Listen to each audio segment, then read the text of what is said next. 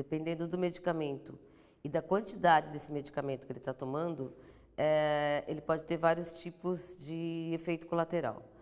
O brasileiro tem sim essa mania de se automedicar, de ir à farmácia, e além disso, né, os balconistas têm algumas farmácias que têm a mania também de vender, né? Então une o útil ao agradável.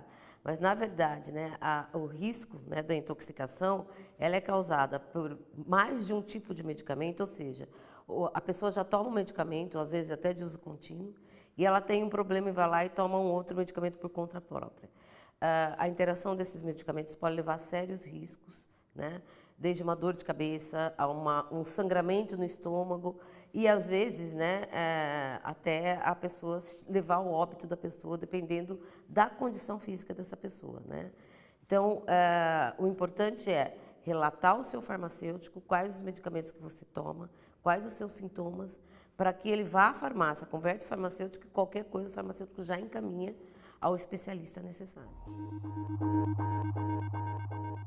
O caso da dengue é muito complicado, porque nós estamos, né, em plena epidemia do Brasil, principalmente aqui no estado de São Paulo. As pessoas, elas confundem a dengue com outra doença, porque no começo, realmente a dengue, ela dá dor de cabeça, febre alta, e às vezes é confundida com uma gripe. E as pessoas vão tomar aqueles coquetéis antigripais, que inclusive vai o ácido acetilsalicílico. E a dengue, uma das características do vírus é invadir o vaso sanguíneo e deixar esse vaso sanguíneo permeável, ou seja, estourar esse vaso sanguíneo e provocar a hemorragia. E o ácido acetilsalicílico, ele colabora com isso. Então, as pessoas confundem os sintomas da dengue com qualquer doença e vão à farmácia, e a farmácia tem a exposição desses medicamentos, onde a pessoa pega e não pergunta a ninguém. Então, esse é um grave problema da dengue e problema do sistema das farmácias aqui no país, onde você tem aí um self-service para as pessoas pegarem os medicamentos que na dengue são os contraindicados. O papel do farmacêutico, ele é um profissional da saúde, ele é um educador em saúde primeiro, né? Então, o papel do estabelecimento de saúde, que é a farmácia, e do profissional farmacêutico, que é o agente de saúde, é triar os casos, né? Conhecer a epidemiologia da região, indicar aonde tem o serviço mais próximo, porque geralmente agora com as epidemias tem as tendas, então ele tem que ser treinado para isso.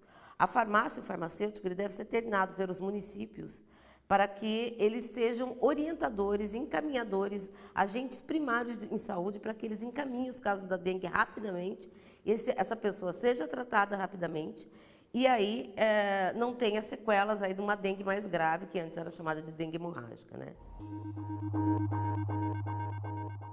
O problema é que o antibiótico, ele é para combater uma infecção, geralmente bacteriana, né? Então, uma amidalite por bactéria, uma cistite, alguma infecção por bactéria. O antibiótico é para matar a bactéria, né? Ele é controlado porque ele causa resistência e aí nós daqui a pouco não vamos ter mais antibiótico se a gente for usar indiscriminadamente. Então, a Anvisa, ela controla o antibiótico. O anti-inflamatório é anti-inflamatório, ele desinflama. Então, ele não tem nada a ver com antibiótico. Ele tira a dor, né, de uma infecção, mas ele não tira a causa do problema, que é a bactéria. Então, o problema é, você está com uma infecção, você toma um anti-inflamatório, ele mascara os sintomas, porque ele vai diminuir a dor, e às vezes essa infecção pode aí se estender e causar até uma septicemia, por estar essa dor e essa doença mascarada pelo anti-inflamatório.